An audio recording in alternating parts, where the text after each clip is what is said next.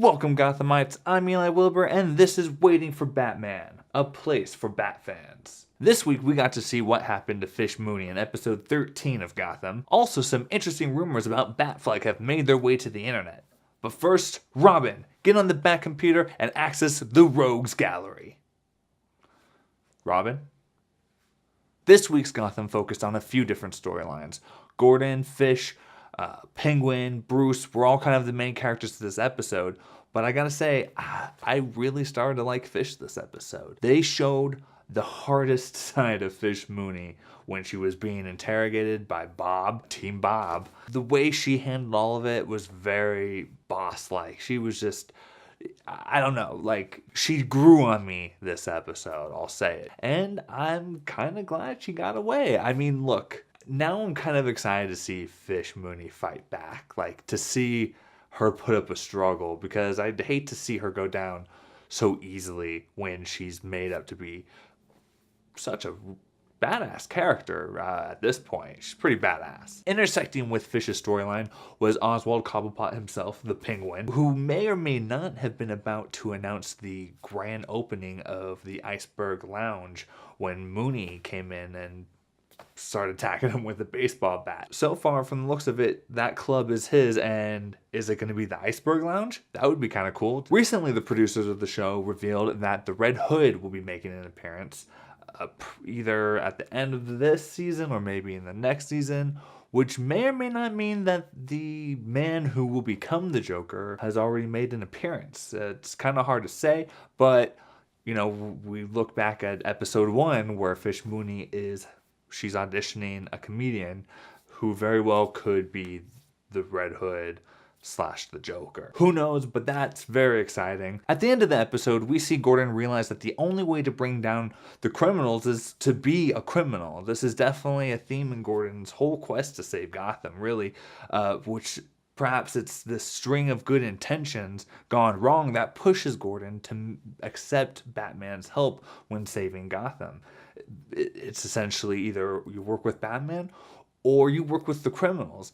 And I think maybe it's all these little things that are going to build up for Gordon that will make it make sense when he does decide to work with Batman. It's like, well, you got to work with someone outside of the system. Batman is not a cop. He can't be threatened by the system, which is Gordon's only hope when it comes to that point.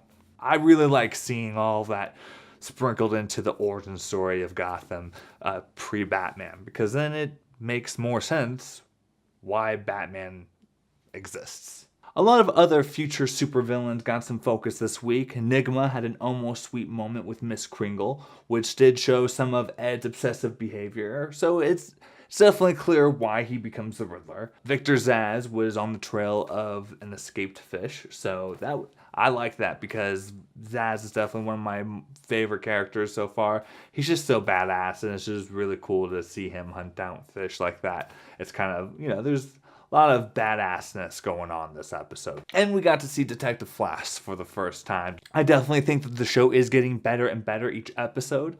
I'm kind of wishing that they'd do some more stuff with Bruce and Alfred, because I just really like those characters. I didn't get enough of them this episode. There was a little bit with them, which was it was some good stuff. We got to see Alfred kind of help Bruce become emotionally hard and put aside his emotions and focus on the task at hand, which, I mean, it's all building up to him putting on the mask.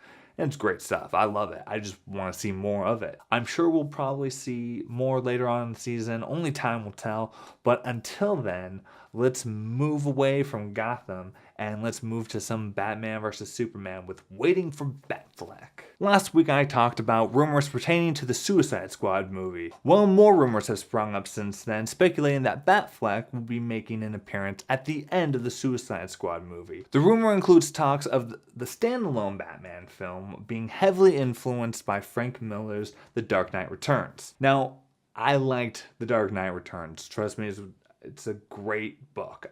I love it. But that would make this the third film to be inspired by that comic. And there are other Batman comics. Knowing these guys, knowing Snyder, I mean, he's gonna pull from a lot of other influences and all that for Batman versus Superman, which probably means that whoever ends up doing Batman will do the same thing. They'll pull from a lot of different sources and not just go by the Dark Knight Returns, because Dark Knight Returns is kind of its own story. It doesn't really fit into the whole DC universe. That's what this Batman needs to do. It needs to fit in with the rest of the DC universe. That, which is my main reason why I'd like them to not focus on the Dark Knight Returns so heavily.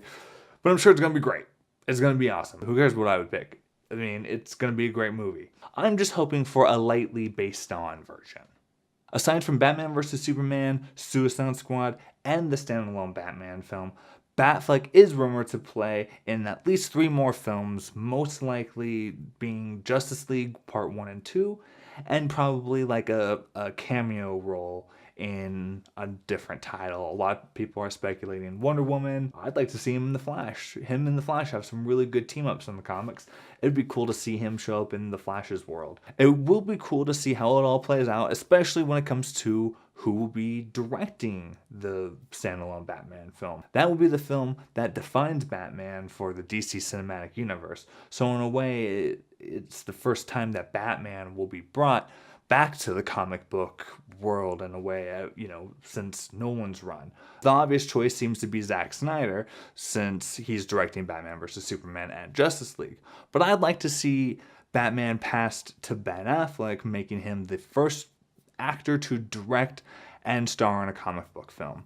My other choice would probably be Guy Ritchie. He did an awesome job with Sherlock Holmes. I thought those were great movies, and I really liked his treatment on them. I'd love to see how he would do Batman. But who would you guys like to see direct the standalone Batman film? Let me know in the comments below. And speaking of Batman vs. Superman, a rumor has surfaced that the teaser trailer for Batman vs. Superman will be premiering during the Super Bowl. It's definitely an obvious rumor because that's what the Super Bowl is kind of known for. It's commercials, premiering big blockbuster movies. So, I mean, I could definitely see how believable that rumor is.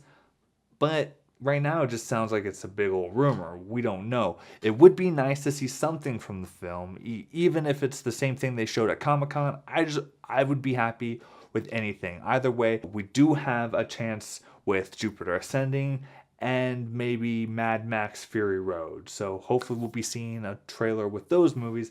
If not at the Super Bowl, we'll see. Well, that's all of the Bat news I have for you guys this week. Don't forget to let me know what your thoughts of this week's Gotham were down in the comments below. If you're anything like me, you probably like to tweet during Gotham, so tweet with me. I'm at Auburn's own Eli. Until next time, guys, I'm Eli Wilbur, and this has been Waiting for Batman on the Villains of YouTube. See you next week. I better see you next week. I'm gonna be really mad.